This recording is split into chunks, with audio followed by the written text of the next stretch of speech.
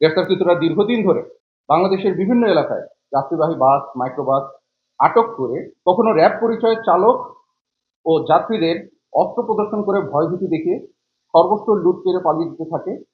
আবার কখনো এই চক্রটি আলামিনের নেতৃত্বে পুলিশের ট্যাগ ব্যবহৃত গাড়ি নিয়ে যৌথ অপারেশনের নামে সেনাবাহিনীর মাস্ক পরিহিত অবস্থায় ডাকাতি করত।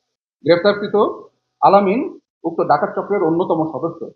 সে পূর্বে ইট, বালি এবং বিভিন্ন সময় মুরগির ব্যবসাও করেছিল, কিন্তু বর্তমানে তার সে সমস্ত ব্যবসা বন্ধ।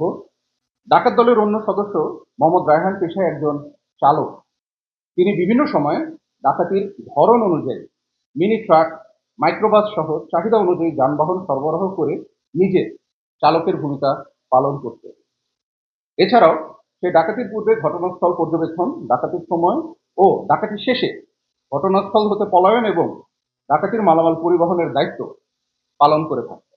যে দুজন অপরাধীকে গ্রেফতার করা হয়েছে তাদের ভেতরে আলামিন ওরফে মোটা আলামিনের বিরুদ্ধে ঢাকা মহানগরীর খিলগাঁও থানায় একটি ডাকাতি, কেরানীগঞ্জ থানায় একটি অস্ত্র মামলা, দুটি ডাকাতি মামলা, মুগদা থানায় একটি চুরির মামলা, নারায়ণগঞ্জের সিদ্ধিরগঞ্জ থানায় একটি ডাকাতির মামলা, রূপগঞ্জ থানায় একটি ডাকাতি মামলা ও টাঙ্গাইল জেলার সদর থানায় একটি ডাকাতি মামলা সহ মোট ৮টি মামলা রয়েছে।